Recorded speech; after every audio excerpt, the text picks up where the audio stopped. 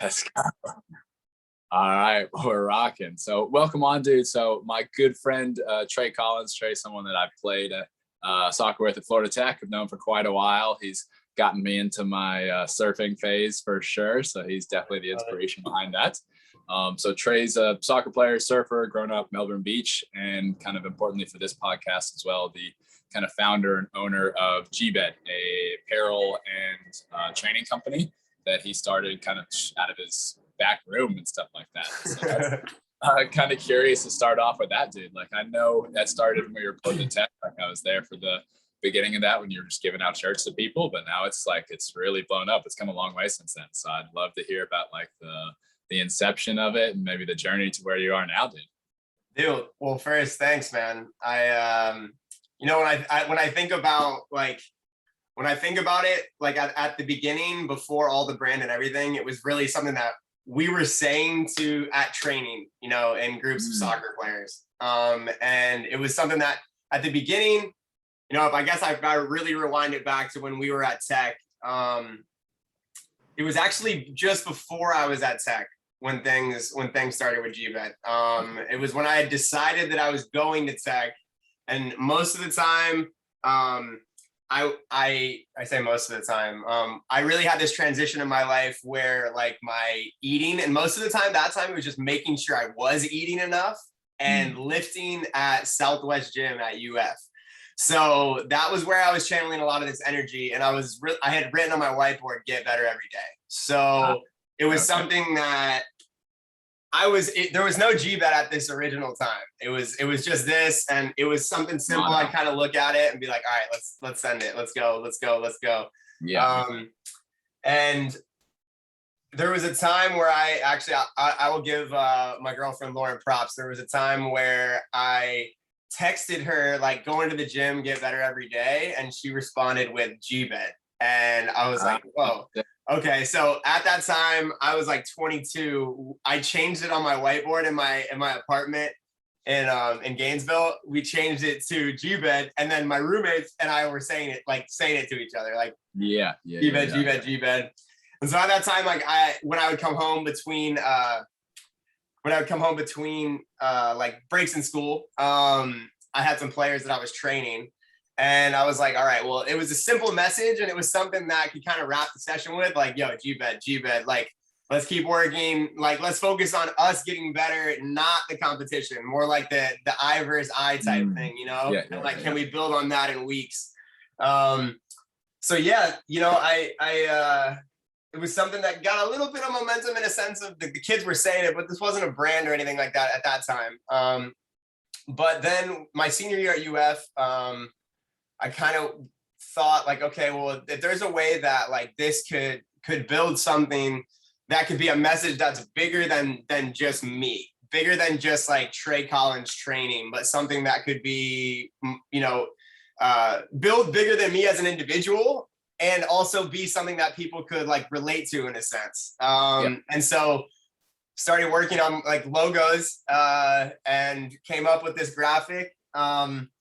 And at that point, man, I remember just printing like, it was a big investment at the time. It was maybe like $1,000 worth of shirts. Oh, wow. These bright yellow and these bright black shirts, and just printed a bunch of them. I didn't print them personally. I just used the company, just printed them, and mainly gave them to the kids I was training, and like some of my friends who already had had known of what GBED we were saying it. Now that I'm saying this, I got to give my boy Danny Barrios some props, because we had these rubber bands. All of us had rubber bands that I had written GBED on. Before those, they were rubber bands with pen on them, and it said GBED on them. And like some of us had them, and he still brings that up. He's like, bro, you need to make some OG like GBED bands before there was. You do it like your handwriting, like you could. Yes, handwriting. That's sick. Because I realized we even jumped ahead of what GBED is to begin with. So yeah, GBED stands for like get better every day. And so yeah, that message and stuff like that's definitely something that's I've loved and attracted to. Like since you gave me like you've got these like basically black like Live Strong bracelets that have like the GBED and stuff like that. And dude, these are my favorite things in the world. Like I wear the shirts and stuff like that all the time. but yeah, I literally never take this off. I've given this to Bro, one of my I athletes, stuff appreciate, like that. dude, I appreciate you. I've told you this obviously, but I appreciate you like living the message, you know. That's so much bigger to me than like ever being a shirt salesman. Like, no, that's not where I want to be with it. It's like I want it to be something that's like inspirational to people, you know, and I feel like it became a message that was simple enough for us to try to like relate to. Yeah. Right? Like, let's give effort today. Let's give effort today. Almost like simplifying it in that sense. And if we can do that for months consecutively, we're gonna get better. Like, yeah. And well, like that was one thing that like I guess attracted me, or like that I liked to it the most, was that it was about the like the messaging and stuff like that. And then like you said, the internal battle, like the I versus I, like it's interesting because like clothing brands and stuff like that, and like homemade ones, it seems like they're kind of dime a dozen now. Like everyone's got their own different brand and stuff like that they're trying to push, and like they've got a site and they maybe got like 10 shirt sales and stuff like that. But yours is like, I mean, GBED's legitimately blown up. Like, correct me if I'm wrong, but like you were making jerseys for like JU and Florida Gulf Coast, right? Like these are like Division I programs. Like you can't go to Melbourne like without seeing GBED like everywhere. Oh, like, you know what I mean? So it's just, thank you, I'm dude. sure it's a little like surreal for you, like that it's become as big as it was from where it started. But like, why do you think it's gotten so crazy? I don't know, man. I some days it is a little weird. Like I'm in it and working a lot, and then like I'll kind of like zoom out and be like, yeah, whoa, like, you know, there are people who are like I'm hearing that they're inspired by the message who don't know me and don't know Melbourne Beach and don't know any of that. Like and that would be like people that know you. Yeah, that would be like end goal for me, you know. So like personally, like hearing that is one of the most motivational things that I really have to use as energy to get better myself, right? Like a lot of where I want this brand to go is I'm not selling people on anything, not at all. Like I'm living my life trying to refine and get better at my crafts and get better at things at the level that I'm at, not the best at everything, absolutely not.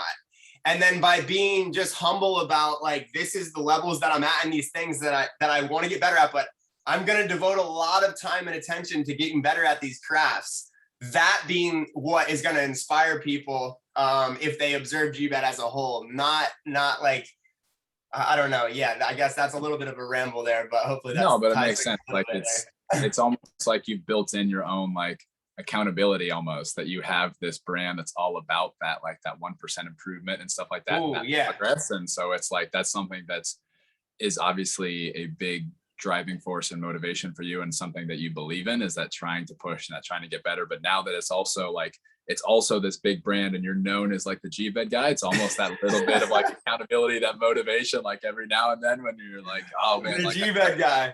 You know what I mean? Like, absolutely. I mean, on the side of like, as a coach and a trainer, like I want to be able to walk it as well. That's like my number one. I want my players and the people I train to be able to evaluate me on the rawest level and be like, yo, he has a certain level of ability in things that he's put his time to get better at, you know, on the realist level.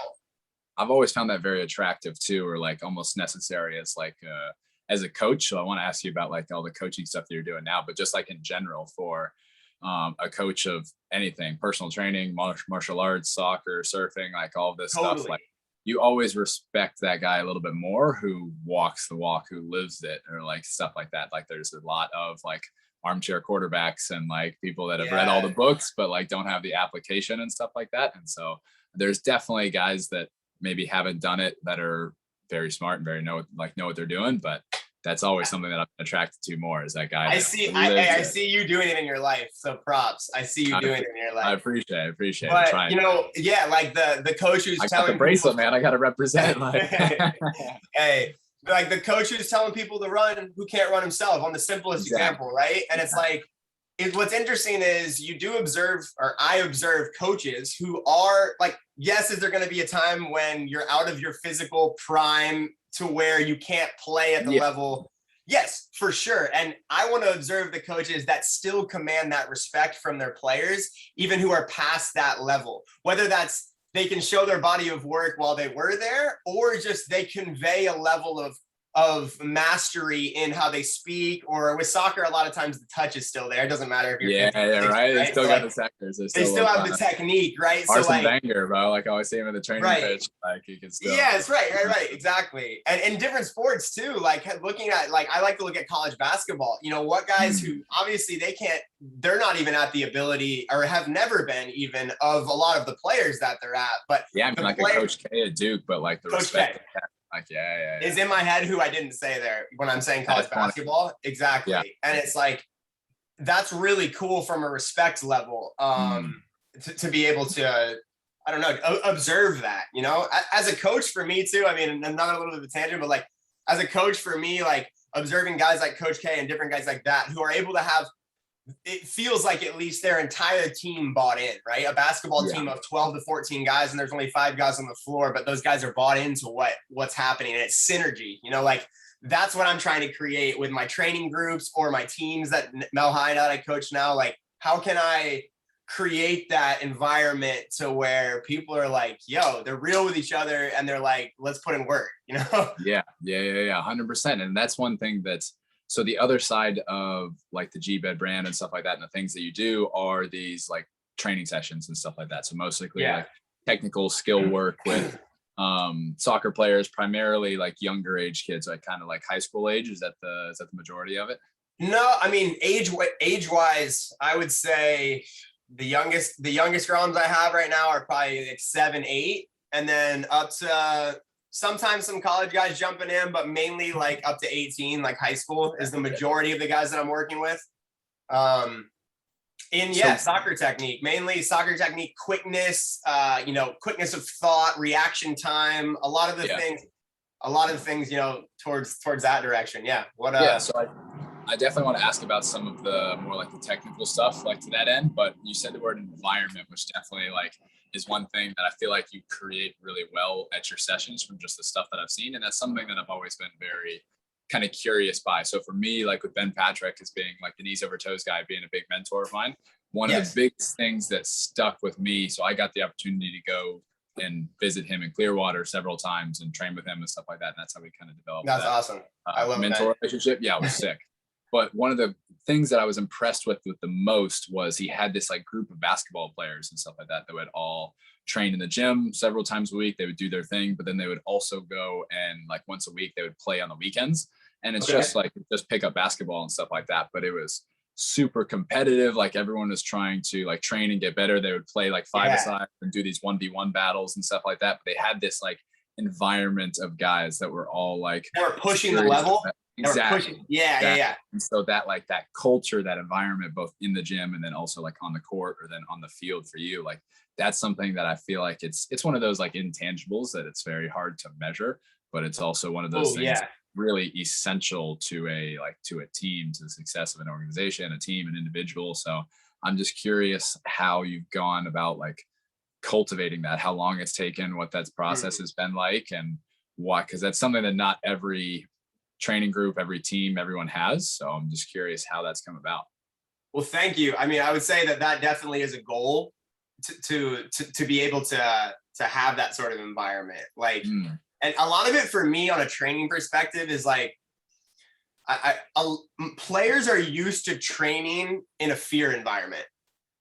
Like they're used to training. Like, let's say you're even like your average comp soccer player who's playing on a comp team, who let's say has a decent coach, but they're only training when the coach who's evaluating them as like a starter or a sub, or, you know, only in that environment, right? It like breeds reluctance to work on certain things that you don't think you're good at. I mean, the one I like to use, and I'll say this to players too, is like your left foot or your non-dominant foot, right? If you don't think you're good at it and you're my coach and you're picking me in the lineup or not, maybe I'm going to try to move it to my right foot and shoot with my right foot because I don't want to look like I don't want to look bad, right? So just by having that conversation with a player, a lot of times they'll be like, oh yeah, like, yeah, like I understand, right? So I'm like, look, screw that. Right now, I'm not giving you a grade or evaluating you on your left foot or anything. Let's do 1,000 reps over the next month and let's watch how your left foot develops. And then use the progress you make on it as motivation for the future, like the infinite game. and I think this could be fitness, this could be soccer skills, whatever. Like, I hope that when people, if they put more intention and work in the gym and with their nutrition and they see gains, dude, that use it. You know what I'm saying? The ball's rolling, like using that momentum to go, okay, let's get even better at my left foot, right? Like, let's get even better at fill in the blank of what your craft is, you know? 100%. And I think on a small scale level, it's just trying to get groups, like in when I'm talking more like a training, you know, like guys that I'm not working with on a team basis, which is like most of my players and how I've worked for my life. The only team that I've actually coached on a team level is Melbourne High School this first year. It just happened. Yeah, I'm stoked to see how that goes for you, dude. We lost in the playoffs 2 nights ago, unfortunately. But oh, no way. It was I really enjoyed it. I really enjoyed it. The senior class of guys this year was some really good guys. But yeah, unfortunately, we lost a little earlier than we wanted to. But yeah, going back to where I was, like on a training perspective, which is how I work with most teams, it's just going, look, like, let's create that non-fear environment, and then let's focus on our effort, which we control, right? Like, you control that end of the day, not your parents. Doesn't matter. Even if you're a 10-year-old, right? Like, you can go, I can give effort today. And then it's like, just doing that over months, I think it puts like it almost like teaches players how to train, if that makes sense. Like, the ability to train, and hopefully not worry about how much they're being evaluated. Yeah, you're instilling a growth mindset where like you're teaching them to start searching out and looking for and developing weaknesses rather than like shying away and like avoiding them and stuff like that. Right. And then, very common in most. The good interplay that happens with these players that I'm working with is they still have their team sessions. So I'm like trying to have more psychological talks, because at the end of the day, if you want to be a next level athlete, you got to be able to perform under pressure, like in the game or with the coach evaluating you, right? Like if you're serious about athletics, that's imminent, no matter what sport or what you're in, right? So going, yes, like I'm trying to create this environment in my training sessions, but at the same time, we need to work on the mentality and the psychology behind being able to apply it when I am in like a position where I used to feel fear, because that's when I'm really, really tested. So the players that then will like, I don't know, train with me on Monday and have their team session Tuesday, right? Then I'll kind of even try to have the dialogue of like, so were you scared to use your left foot last night? Like, be honest with me, right? Like, let's talk about it, because I'm trying to make you a better player, right? Like, I'm trying to make you, going back a little bit, the first time I train with somebody, I try to like make this really clear of like, look, like my goal is to make you a better player and go into environments that you used to feel uncomfortable in and feel like you can like bring to the game and have some confidence there. And so it's like, just by laying it kind of out, like at first like that, I feel like makes people take down like the, like, I'm so concerned about impressing, and more like, yo, in 6 months, I'm going to be able to use both of my feet, you know? And like on a personal level, I see it happen with kids, and it motivates me more than ever in the infinite game. Cause I'm like, dude, like I could have done more reps earlier in my life on different stuff, you know? Like, always, I guess hindsight's 2020, but it's, it just, I don't know, like the wheel can turn the wheel. It's by seeing it happen with younger kids, it makes me want to go like, I got to get even better, you know, like I got to get even better at stuff. That's cool that it comes full circle for you and then serves as like, you can learn from these kids learning and stuff like that, even though they're learning skills. Yeah. Mastered in a sense in terms of technical ability. So that's kind of cool. But it's really interesting though. Like I like the point that you make about that's like the performance versus growth or learning or adaptation kind of side of things in terms of training. When you're looking at like all these kids, there's the pressure to perform. So coach picks me to play on Saturday.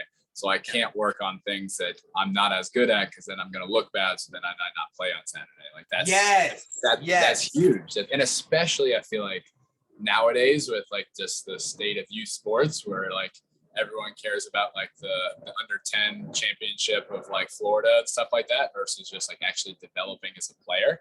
Like losing your audio a little bit, but yes, I heard that. Yeah. Yeah, so just like that, There you everyone go. cares Yeah. about everyone cares about the performance right now and stuff like that, and like winning the Right, city championship right, when you're 8 years old versus actually right. developing as a player. Like, even if you want to look at it from like a practical standpoint of, let's say like you're 15 and you want to go pro, you want to play in college, you want to go pro or whatever that is, like it doesn't matter. Like you can lose every single game from 12, 13, 14, 15, 16. Like you could lose all these tournaments and stuff like that. But if you develop as a player to then by the time you're 18, 19, 20, now you have a more complete skill set and you can go get picked for the college team or picked for the pro Right. team or whatever it is. Like we're just so obsessed with like, oh, so I won this U10 tournament. That means I'm going to go pro in 10 years. Yes. I remember listening to like Kobe Bryant talk about. I like that thought. I like that thought. But Yes, yeah.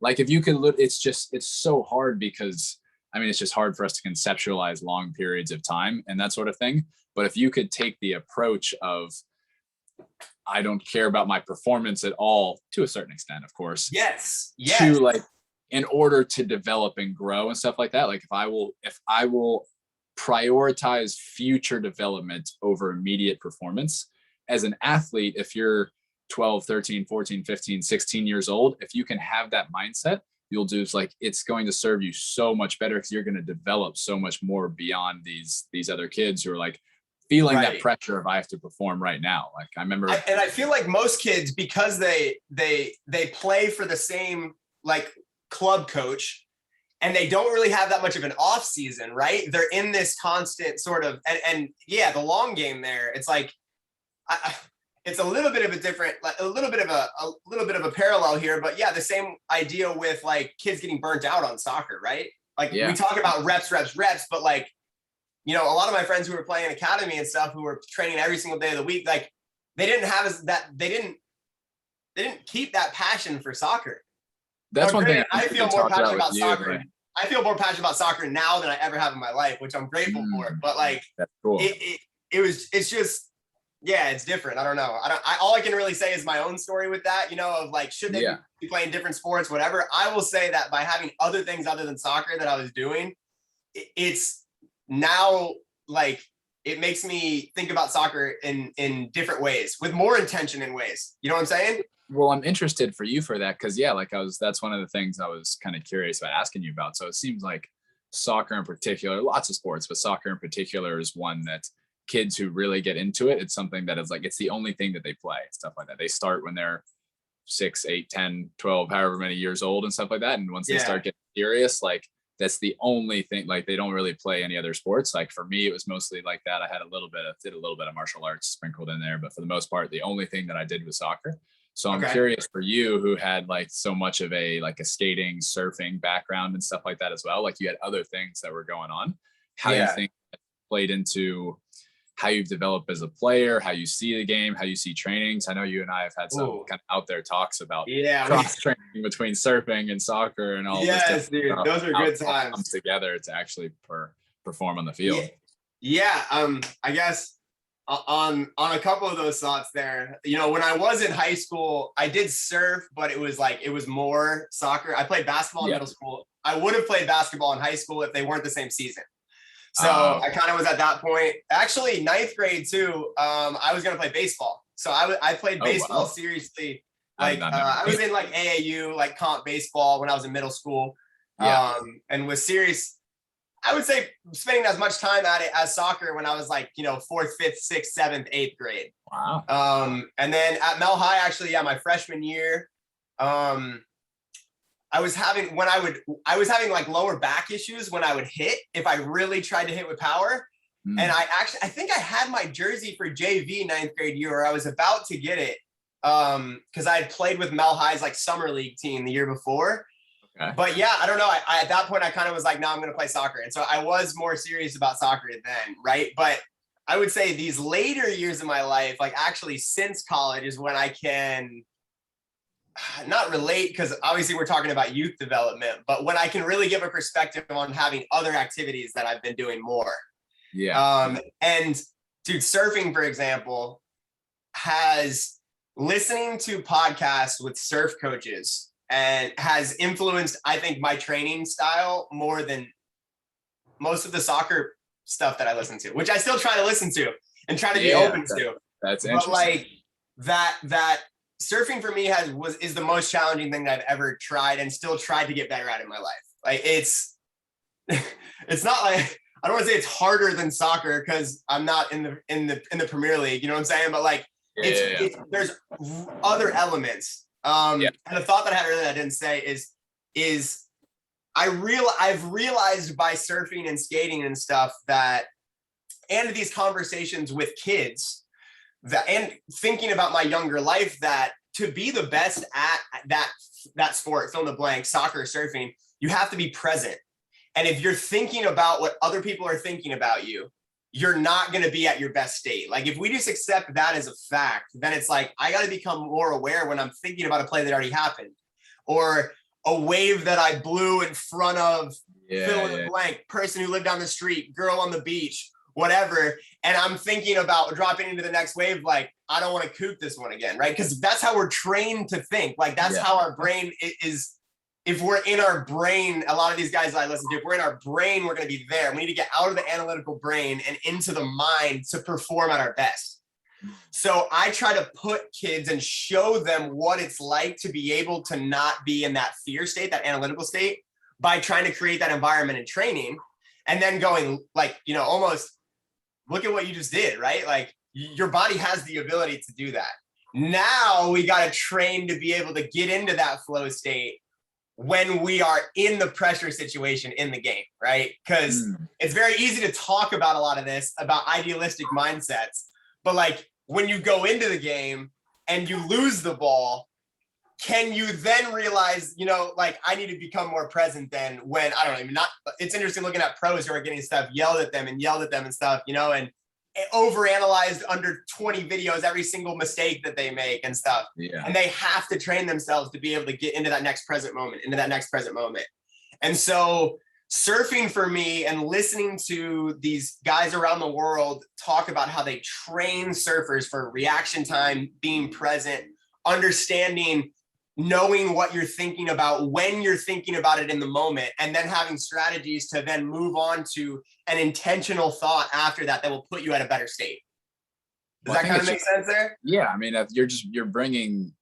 teaching these kids self-awareness fundamentally. Yes. Which is something that's really like, I mean, that's never something that I was taught, like, or never a conversation that's come up when like with any coach I had ever. Yeah, exactly. Yeah. That's something that's incredibly probably unique and insightful, and something that it's not even just from a coaching perspective. Like if you think when you were 14, 15 years old, if anyone was telling you like, or even just getting you to start to notice your thoughts and what's going on, and just out like how interesting that can be to start getting these kids to build that confidence and self-awareness and recognize some of these different feedback loops and all these different things that are going on. Totally. Negative feedback loop from hell, like knowing that cascade and going, I'm not at my best when I'm going into that. And almost every kid can relate to like, hey, can you remember a time where you lost the ball and then you kind of didn't want it the next play? Everyone's like, totally. It's like, are you at your best then? Okay, absolutely not, right? Like you didn't want it. You almost didn't want to mess up, right? And then I'm like, can you think of a time, this is from a lot of where I felt personally, was I would go play in a pickup game that had nothing on the line, and I'd play the best I ever had, right? And then I'd go play in college. This was in Jacksonville at the time, where I was in a very fear mindset from the head coach then, for various reasons, some of my own reasons that were issues, some of what I think his coaching style was. But I would go there and like, I'm not even close to the player that I just was at home, right? So it's like, I kind of went, I'm at my best when I'm in that mode, but can I apply it like even when that guy is coaching, let's say? Yeah. And I would say I didn't really succeed at that when I was like 19, 20, when he was my coach. Mm-hmm. But having that awareness and having that time in my life where like, I thought I was a competent player coming out of high school. I thought I was, but I wasn't really, once I got hit with someone who, you know, questioned his belief in me consistently, and the team, I would say as a whole. But like, I went, maybe, and some of that's, you know, my own ego that I'm having to understand. Oh, okay. Yeah. Like this is that battle there. Right. But like once having that experience and then trying to convey that there are times when players are unconfident who are at a higher level than kids. Like, hey, it's not like it's this, right? Yeah. It's gonna be like this, you know? Yeah. And like you see it at the top level in any sport, right? Like wide receiver runs past a defensive back at Jamar Chase, insane, right? Runs past a defensive back. You can see that defensive back sometimes is like, oh no, he's coming again, right? Like, and it's like, how do you deal with like when you mess up? That's like train for the moment you lose the ball is something that I try to be intentional with. Is like train for that moment. Like, can I be confident that next moment? And on a little bit of a tangent here, but a lot of the parents that, or if someone wants to train with me and they actually go through my website, you can fill in like things you want from training. And it's not a required thing. It's just to initiate conversation originally. But interestingly, it does get filled out a good bit. And almost every parent says, I want my son, daughter to be more confident. Ah, that's interesting. Right. So this is an interesting tangent, right? Because like they could come to one session and I can't give them 10,000 reps on their left foot, right? So if I told them to be confident in their left foot, that would be, just be confident in it, believe it, right? Well, okay, that doesn't work, right? But I do feel like a conversation about fear and stuff like that, even 1, 2, 3 sessions can make a big difference in going, ooh, okay. But it has to be combined with the technical repetition, whether it's surfing, whether it's soccer, whether it's touches. If you don't have that element of it, like you couldn't tell me to go be confident in a lacrosse field right now. I don't really know how to throw. So even if I was confident in soccer, my technique in lacrosse is so low that I would be almost telling myself a lie trying to go have a bunch of hubris in a lacrosse game. That's so interesting. It's the combination. Yeah, go ahead. It's just really interesting that it's the combination of that perception as well as the repetitions, because it's like you often hear like confidence comes from preparation, and okay, fair enough. If you go and take 10,000 jump shots, you're going to be confident in your jump shot. But how do you start down that road when you've taken 100 and like they're still like garbage? Like how do you get to that 10,000 point? Yes. That's really, I mean, I think that's really smart on your end and very interesting that you can recognize that, okay, this kid needs to strike a ball 1,000 times with his left foot, but I need to get him to believe in that after 10 or he's going to want to throw in the towel and stuff like that. So that's really, really okay.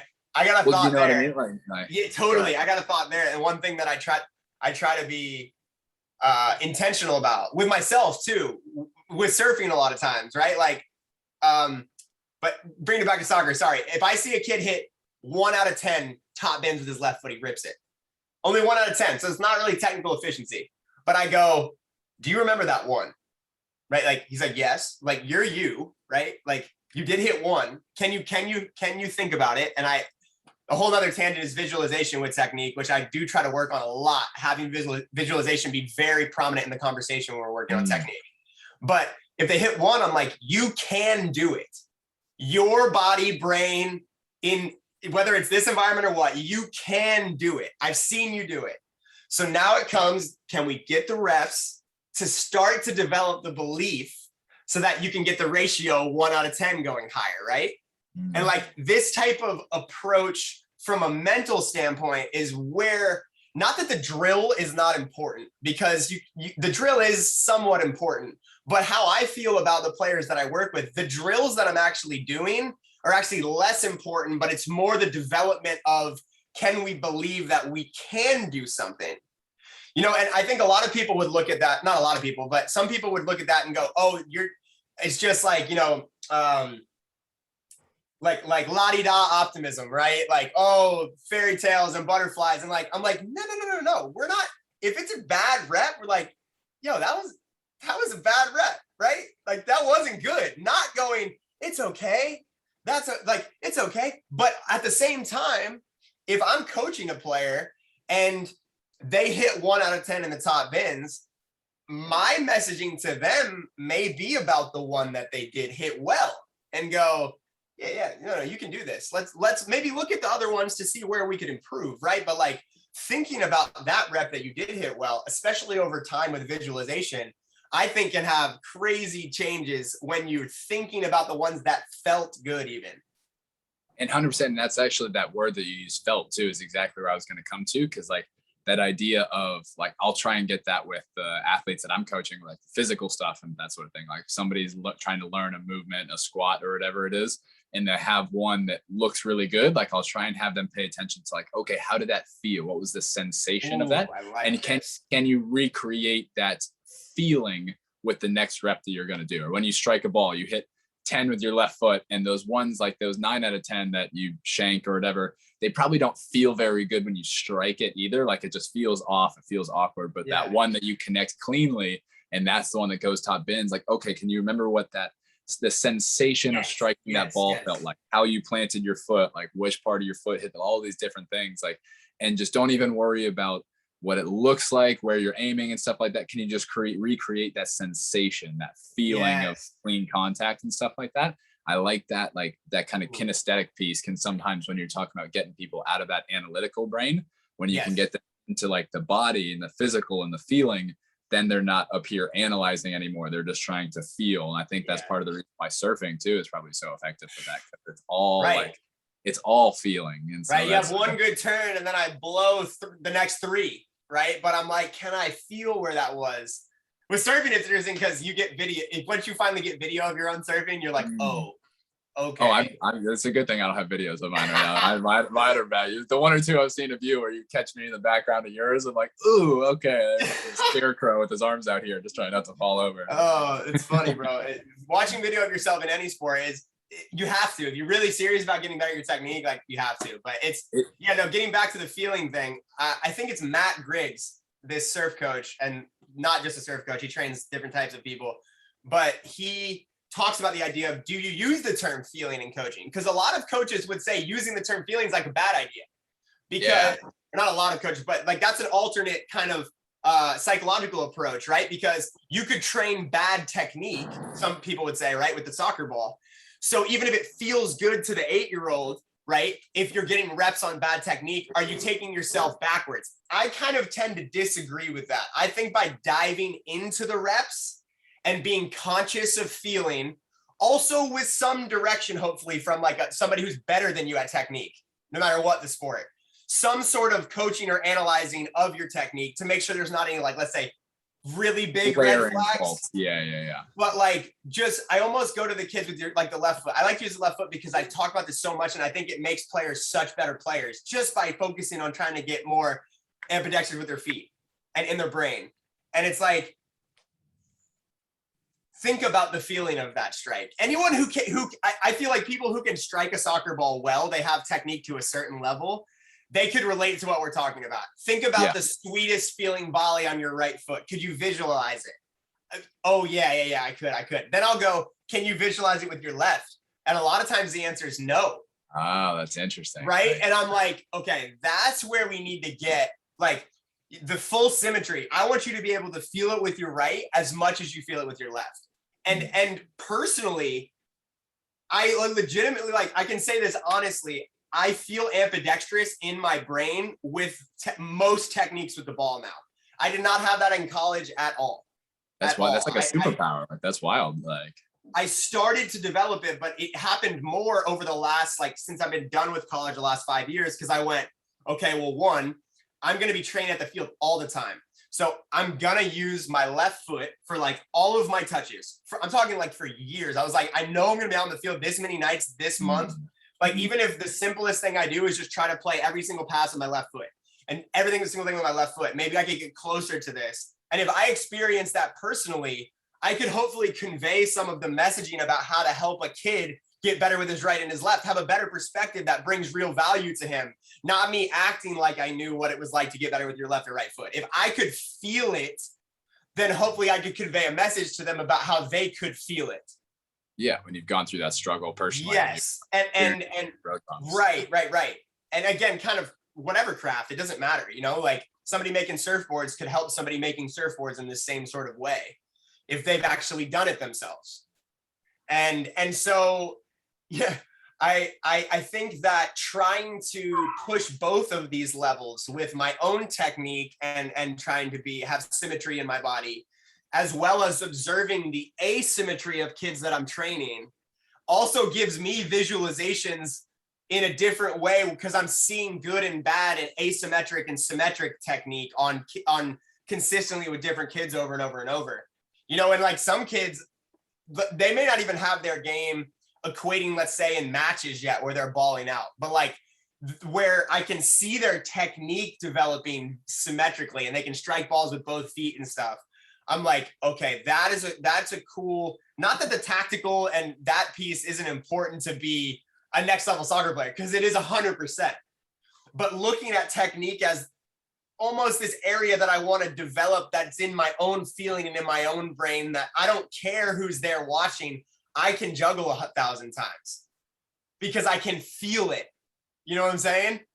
And that's something that came so much from surf coaching and also trying to surf myself and the feeling of different things, because surfing is so much feeling what's under your feet and feeling what's happening in the moment and feeling how far you should put your board under in the duck dive. It's not necessarily a predetermined thing. It's like training the technique to be able to trust yourself in the moment, to be present, and then be able to feel. And it's this constant juxtaposition. I don't know if that's the perfect word there, of like, I am having predetermined techniques in surfing, especially like this is what a good turn and this is what this should feel like, but I'm trying to apply them in an ambiguous changing moment that has to do with right now, this present moment. That's not going to be the same as the next minute. My play in the 82nd minute isn't going to be exactly the same as my play in the 83rd minute, you know, or the 84th minute. So I got to be present in all of those. But after the game's over, I can watch film and be analytical retrospectively to then try to have maybe a more intentional approach in the game. Let's say even as simple as like, I need to try to get onto the left wing more to attack if I'm a center mid and I like running at people from the left. But in the moment, I got to be present and then have these thoughts that are popping up of like, okay, yeah, maybe I can get a little directional here and intentional. But then when I got the ball there, I'm in that present moment again. So, right, it's that like pattern versus flow state. Like, how can there be that interplay to, I don't know, create the best player? I'm experimenting with it now. I don't know, one's better than the other, right? Like some coaches probably say that like, there's that really like that tactical side that's actually more important, you know? And I'm like, yes, could you give even like a really flow dribbler some tactics that could help him? I think yes. But if we watch the top players in the world, they're adjusting in the moment. Messi's the prime example. He's looking right at you in front of him, and he's adjusting to what's in front of him right there. Well, I think there's so much that's interesting with that, like starting with that idea of symmetry in terms of like, sorry, but you're good, but like the idea of symmetry in terms of technical skill, like for the sport of soccer, like just that by itself, I think is something that's very undervalued and just not taught. Like how many 15, 16-year-old kids like can strike a ball with their left foot or like their weak foot equally as well as their right foot, like next to none. So like obviously it's not something prioritized. And like, dude, even in college, think about college. In college, I never saw, the first kid I ever saw with this technique was Lewis Hilton. He plays for the Tampa Bay Rowdies now. Full props, Lou. Baller. He's a GBED athlete. Love the kid. But he, at Ocala Stampede, I saw him hit a perfect right foot ping, just like a cross field switch with his right and his left casually. He could do it 9 out of 10 times, both feet. He was the first person I ever saw with that technique, that fluid. And I was like, oh, okay. He's a human. He's a human. I'm a human. I got to get there. I feel there now. I do feel there now. Yeah. Well, it's interesting just because like having the ability to do that on both sides, it will literally change your perception of the game. Like how you see, like, let's say somebody's pressing you from this way. If I can go this way or this way, like it will change in my brain how I perceive that, because I can do X or Y versus if I can only do this, like, well, like the game will literally change to you, like in terms of how you see spaces and stuff like that. But then even in terms of like, it's definitely a balance between developing the mechanical technical skill of striking a ball with both feet per se, and then also getting a clean shot off, like shooting on goal, creating the space. All like, obviously that's a much more fluid, dynamic kind of environment and stuff like that. So you have to get to a point where you have done the mechanical technical skill so many times that it's becoming like when you said you feel automatic or you feel like symmetric with both feet, that it's something that becomes unconscious. And so I feel like with youth soccer and stuff like that, partly coming back to the idea of everything's just about win now, win now, win now versus like development and stuff like that. We definitely here in the States do not take the time to get the sufficient reps in, or just like our training is not geared in a way to get that mechanical, technical development of those skill sets and stuff, like just to have the baseline skill of like, if you can't strike a ball, trap a ball, dribble, if you can't do like these basic skills to a certain level of competency or expertise, it doesn't matter what kind of tactics you have. Like they're completely irrelevant. So like teaching tactics and like formations to like a U10 team is irrelevant, because they're going to increase, even if you just want to win the championship, you're going to increase their performance exponentially by giving them the basic mechanical skills to have like do stuff with a soccer ball. But then the flip side of this, and where I think your training is interesting and what you've been talking about so much with self-awareness and perception and decision-making and stuff like that, is the other end of the coin is so much of this like quote unquote skill work that you see with soccer, basketball, or whatever. It's all of this pre-packaged dribble through these cones, turn, receive this ball, then you're going to play it out here. Like it's all this pre-scripted, just go through the motions. Not how I train back. Yes. And that's what I'm saying. And so like, there's a value to that, to develop the skill of like, when you're trying to develop the left foot, all we're going to do is we're going to take a touch out, and we're going to strike the ball. And it's going to be this repetition until you get the skill. But then at a certain point, once you have that, like that mechanical skill down, going through all these cone drills and stuff like that, like has no carryover, because there's none of that perception of yes, exactly. There's like, so Ido Portal, are you familiar with him, the movement guy? So he has the expression, you want to isolate, integrate, and then improvise. And so we like isolate, we develop the actual mechanical skill. I haven't heard that, but I love it. Yeah, so we integrate that in terms of, can you use that, just can that be a toolbox amongst other skills? But then it's so rare that you see coaches or trainers or whoever that have that ability to then turn that into improvise. And then that's where the game, like that's where it actually becomes like translates onto the field. And so that's, I think, something that's interesting with what you're doing, is how you're creating perception and thought and just noticing and around the thoughts that are going through their head at different points in the game. And I think that's something that separates the stuff that you do from more of just the cone drills and ladder drills that you see a lot of kids doing on social media and stuff like that. Thank you, bro. That means a lot to me. I appreciate it. I feel like, you know, a couple different thoughts there. You know, on the side of like improvisation versus like rigored structure, let's say, as the kind of the opposite of that, of very, very X and O driven, right?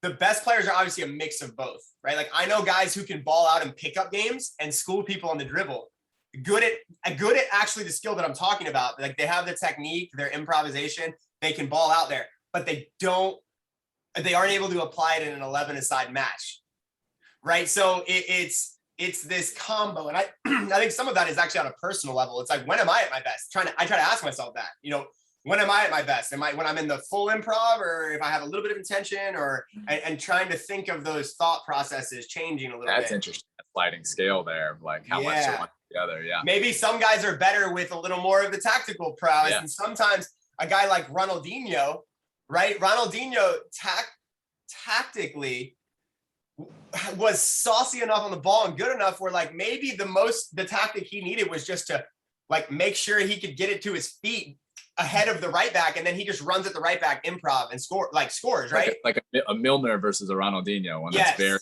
fundamental and like tactical and I'm going to do X, Y, Z, and I'm going to do it every time, and you know, versus like, but there's an effectiveness to it versus like just pure fluidity and like kind of creativity. Right.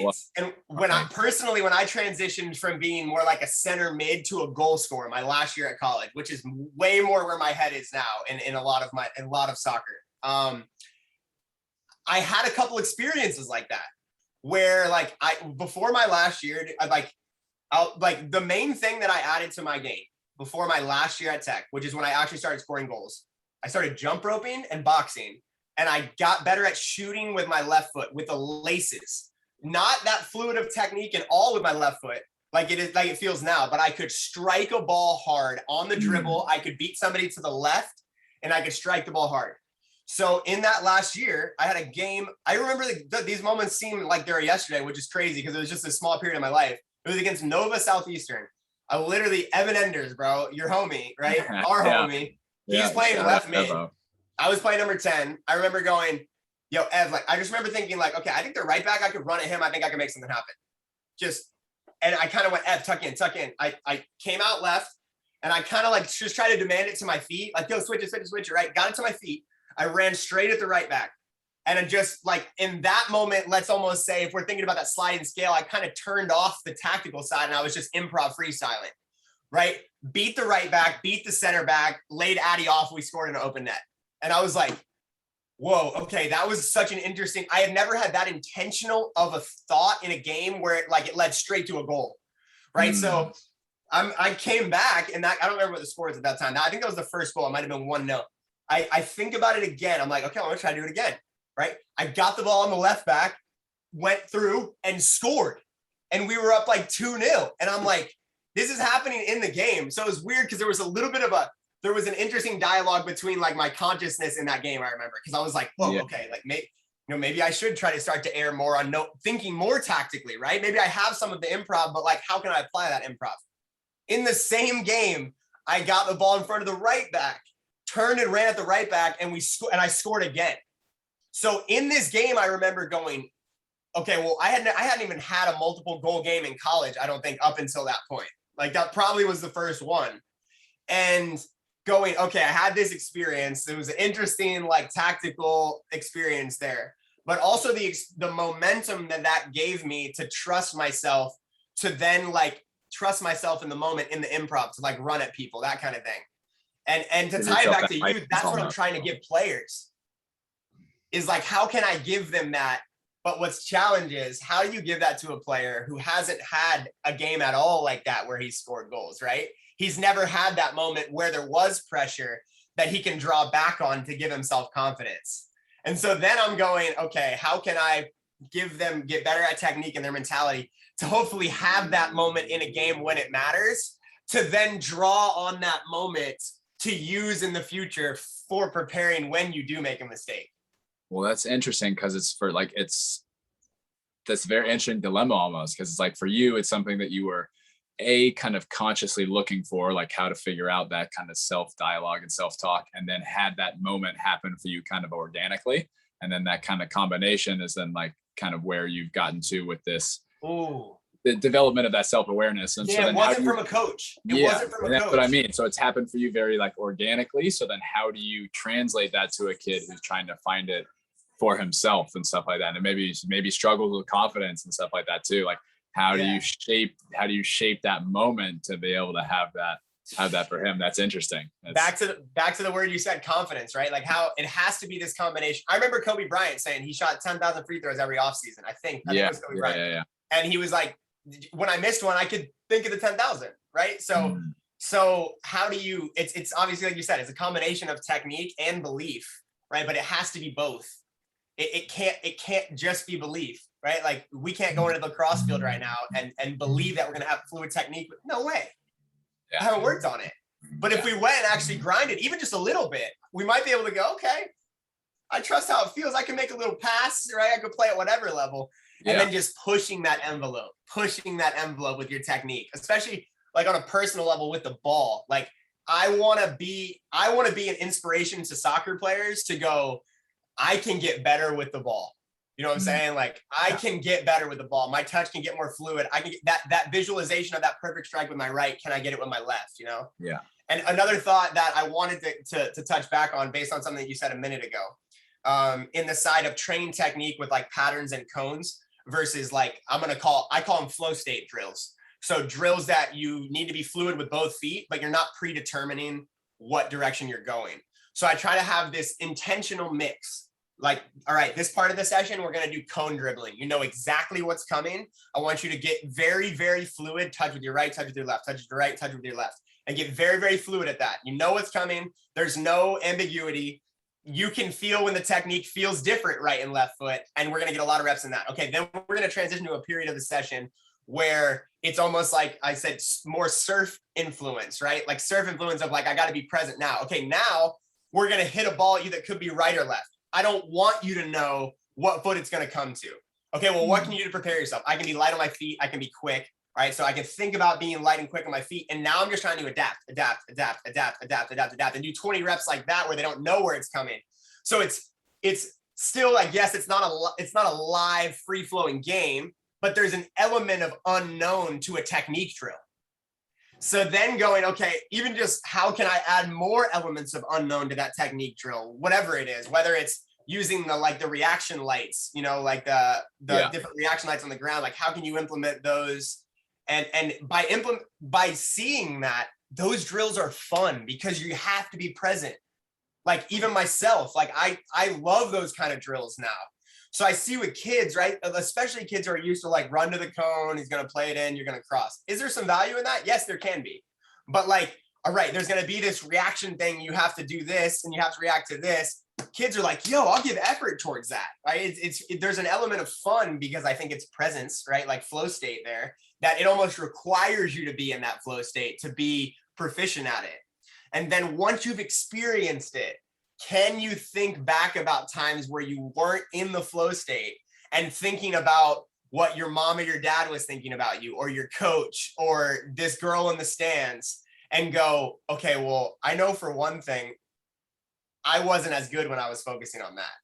Now, maybe some players can feed off that in ways that could be positive. I'm not saying that that's ruled out, but I personally realized I am not as good when I'm in that analytical state at all. When I that pickup game, I wasn't thinking about that.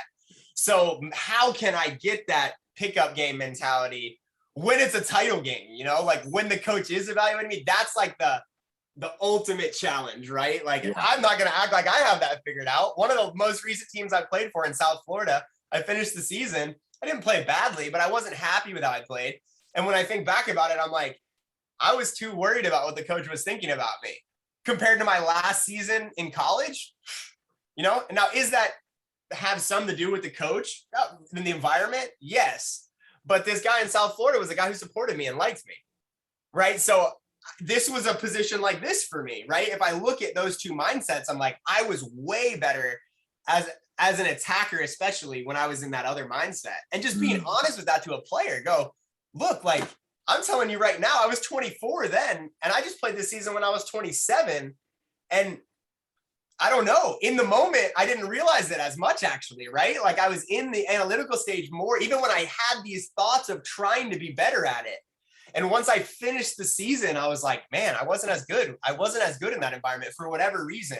So being honest about that to a player, right? Not being afraid to say that to a player because I want to act like I got it all figured out and I'm the coach. Fuck that. I want to be, hey, look, like, yes, I messed that play up, right? Like with U10s, I'll lose the ball, right? When I didn't try to lose it. And they'll be like, no. And I'll be like, yeah, I lost it. But guess what? I'm going to come at you the next play. I'm going to try to ball on you the next play. U10's a little bit, but it does happen, right? Where I'll lose it and they'll kind of be like, oh my God, Trey lost it. And I'm like, look, I want you to see that.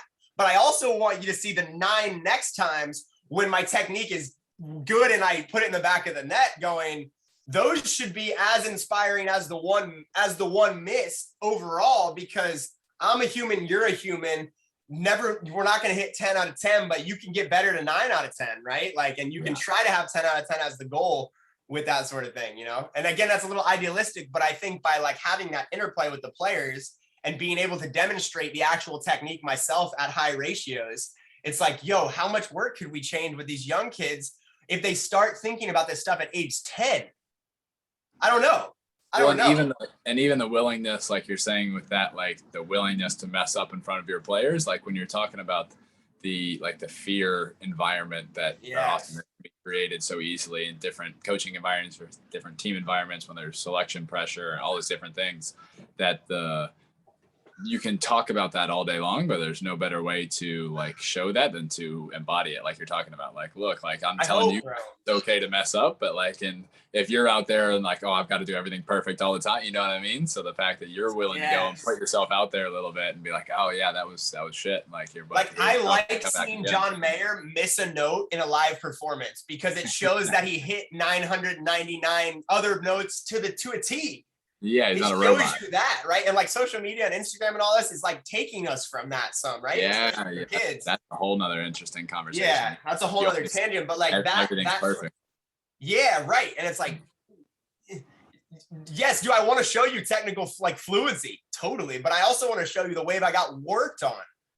Because because that happened. You know what I'm saying? Like that versus like, you know, especially as you're growing as a young athlete and as a human, this could be bigger than sports, but especially you're like, oh, I'm a surfer, I'm a soccer player, I want to be good, I want to look good, right? But it's like, no. Part of it is just being able to go, look, I can control my effort, right? I can control my humility and how I treat other people, that not acting like I'm big and better than you because I have more technical fluency, because screw that. I put more time in on certain things, right? You may have put more time in on certain things as well. It's not about that. It's about how I'm handling myself right now with whether a lot of it is just effort. I didn't mean to miss it. I didn't mean to fall on that wave, right? But like I can show you that I'm trying to be intentional with my effort on the next wave and try to demonstrate that sort of mentality. And dude, this is like, I saying it now and hearing it is like, I want to be so transparent in a sense of like, this is never a, like, I'm 100% like this. This is like, I need to try to think about these conversations in my head to try to know how I can perform at my best so that I can bring it in the title game. You know what I mean? Or when I'm being analyzed. Like that's the ultimate element of high performance. Like if you just can ball when you're at my session where it's in a nice environment, that's not it. So we're going to talk about preparing when you go to the environment where it's not nice. I love that, dude. And I think that's why that's for me why I think I've been getting more into, I've actually been playing soccer a little bit less, and I've been getting more into surfing and jiu-jitsu and boxing and stuff like that. Cause like, there's so much more of that's like, I have so much more to develop and learn and kind of grow with all of those. And so it's been fun to explore. I love it. Another element that changed my thought process a lot with technique was playing guitar. Oh, for sure. That's a whole other thing. Yeah, for you. Like, it was really hard, and like you can visualize it. You really play with visualization and that sort of stuff a lot. And I don't know how to put words on it necessarily, but like I feel like pushing technique with guitar is it also is synergistic with the ball, you know what I mean, like with other little specific techniques and patterns that used to feel more elaborate, but you can, because guitar gives you that, gives you the whole program. Like you try to learn specific solos, but also can I get to where I don't know what I'm going to play but be in the pocket, right? And have stuff like fitting in and being in the key, you know? So yeah, that's a whole nother conversation around getting into like, I would recommend any athlete instruments and language. Try it.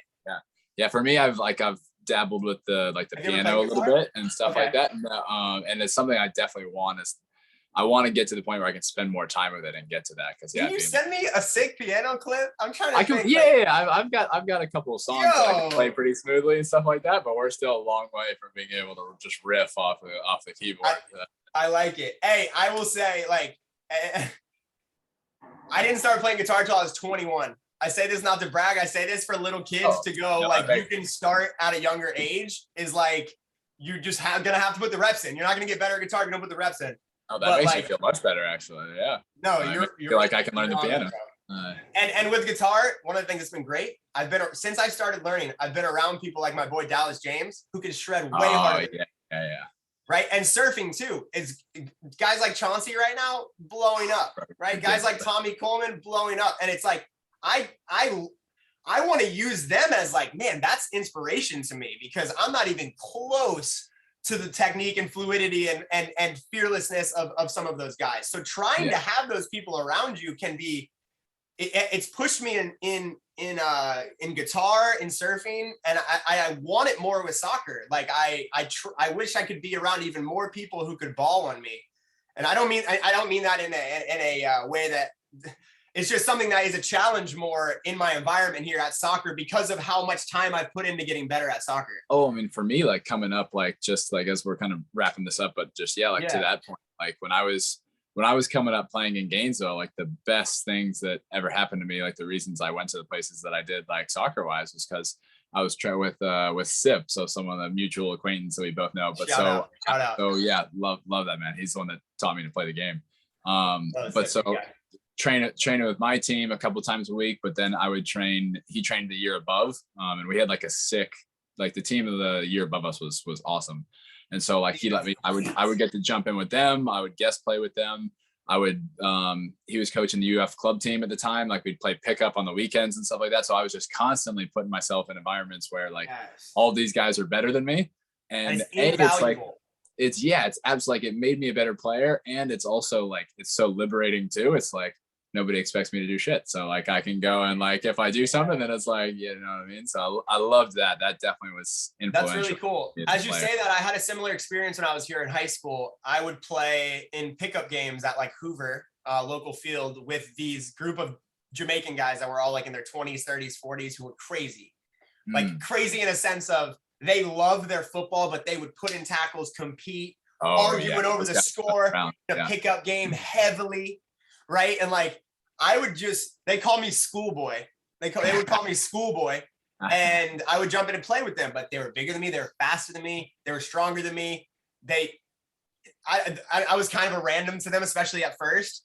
Right. Once I got a little better, right. They could see that I could play a little bit, but still that didn't stop them from like some of the big Jamaican guys trying to push me off the ball and stuff. I never felt like there was like, I'm going to 2-foot slide you and hurt you. Although I did see that among friends, like couple interactions, I've never seen a harder challenge. Guy's whole shin bleeding, and he's like, no foul. Oh my! It was, but that environment, like you said, invaluable, bro. You go back and play with your high school team. You're like, wait, like, I got ballers on my high school team, but it's nothing like some of these Jamaican guys who got 30 pounds and like, huge biceps. I was a little skinny kid. Like. For sure. Yeah. So last two questions I always kind of finish stuff off with. What is what's a book that you've read in the last year or two that's been very kind of influential on your? I think I might even know where you're going with this one. Okay, so two that come to mind. I will say I do a lot more podcasts than books right now. Okay. I'm trying to think of the title of this book. This is very soccer related, answer, but it's called Soccer IQ, I think. Okay. It was written by this guy who I believe was the UGA, Georgia women's coach. And I've never heard a perspective like this. Like he takes situations and tries to give you the most simple, practical answer. Which is, I would say actually really contrary to a lot of like the flow improvisation we've been talking about. But like this book it's like little excerpts where he talks about a situation in a game and like how he thinks that you should handle this situation in a game and just different little technique tricks and stuff like that. There's two versions of it. So I think it's called Soccer IQ and Soccer IQ 2 or V2. Okay. Yeah. I got it given to me, I think. And I can't remember who gave, no, I think it was Jake Griggs. He gave it to me. I think it was Jake Griggs. Shout out Jake.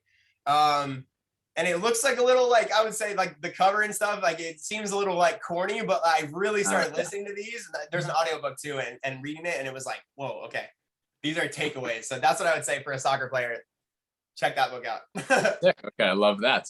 I thought for sure you were going to go Anti-Factory Farm. Oh my God. I have to say it. Anti-Factory Farm.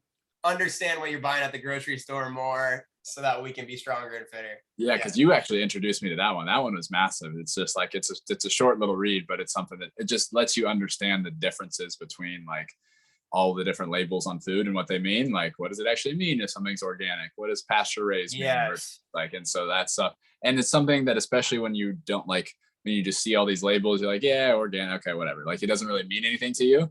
But then when you read something like this and you realize what it means when stuff's not like grass-fed or organic or like what like all the generic stuff is and everything that's in it, it's like, ooh, wow, like I'll give Blake Wilson full props there. but yes, totally. And it's what's unfortunate is when you really get real with the food, you realize that like there is so much deception with all the labeling that is perfectly legal. And even the ingredients in the food companies can put what they want until it's proved that it might be harmful to humans, which could take years and years and years and years. So like, I really was, as I was younger, it was like, oh, if it's at the grocery store, like it's okay for me, right? We have the FDA, right? It's regulated. That's great. Anything I buy that is like so far from the truth. It's insane. And like, yes, we could talk about nutrition on a whole nother tangent, but like just understanding the difference between the actual like chemical makeup of grass-fed beef versus grain-fed beef, right? When you really dive into that, you're like, whoa, okay, the quality of the meat that I'm eating is as important as anything. Yeah. I mean, even just the like all these, like you're talking about all the like the misleading labels, like the all natural or sugar free or all these different things that literally, it means absolutely nothing. Oh my gosh, it's definitely so criminal what companies are doing, and it's like. I mean, at the end of the day, you can try to be more and more aware. It's one thing that once you can't unsee it. Yeah, you can't unsee it. Yeah, it's like look behind the curtain. It's like yes, and I understand. I can relate to the idea of not wanting to see it, right? Of going no, like I like these chicken tenders, you know what I'm saying? Or I like this, but it's like no. Like especially if we're serious about getting fitter and being a better athlete, then we have to like start to look at the components of our food. It's Sean Stevenson that really started to talk about how like food is the information and food is what's building your body. That is the little puzzle pieces that is literally building your entire body. So when we think of it like that, it's like, no, that's as important as anything. What is actually in the food? Yeah, 100%. I love it. You're living it too, bro. You're looking shredded. I like it. Trying. All the carnivore over here. Yes, bro, about it. Steak and eggs. Yes, sir. But then last thing I'm going to ask you, what's something that you understand or believe in, whether it's recent or whether it's something that you kind of picked up a long time ago that you wish other people either knew or understood or believed in? Oh, cool question. Something that I feel like I know now that I would tell like my younger self or like tell. Okay. I'll take that. Yeah, absolutely. Okay. To kind of what we were talking about, to understand that you are always going to be with the voice in your head. So to have a dialogue with that voice and understand that just because a fear thought comes into your head, it doesn't mean that needs to be what's prominent in your head for the next X amount of time. Right. So having a conversation with that voice in your head and understanding that voice in your head to be able to perform better, deal with anxiety better, whatever, like just to be able to understand that just because someone's older or someone's in the pros or doesn't mean that they have that figured out to a T, right? Somebody telling you they got it figured out to a T, I want to listen to them because maybe they're a beast.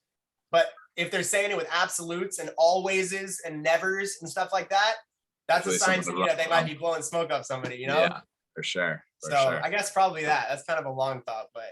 No, that's great. I love that. And even just the idea of just like this, like you were talking about before, the self-awareness that you're starting to teach to these kids, and just the act of noticing some of the thoughts that can run through your head can help you like detach from them and realize it's not necessarily like you, that there's these are things that come up, and then there's kind of you that can overarching that can kind of supersede all of that as well. Some of the mental that's where real art comes from, whether it's with the football, whether it's in the water, real like crafted art to me. I have more appreciation for art in my life than ever before, no matter whatever that art is. I love that. Like, all right, beautiful, dude. And last thing, where can people find you? On Instagram, Treyze, Treyze. Yep. Beautiful. All right, awesome, dude. Thank you so much for coming on. It's been an awesome conversation. Love you, brother. Dude, love you too, bro. Take it easy.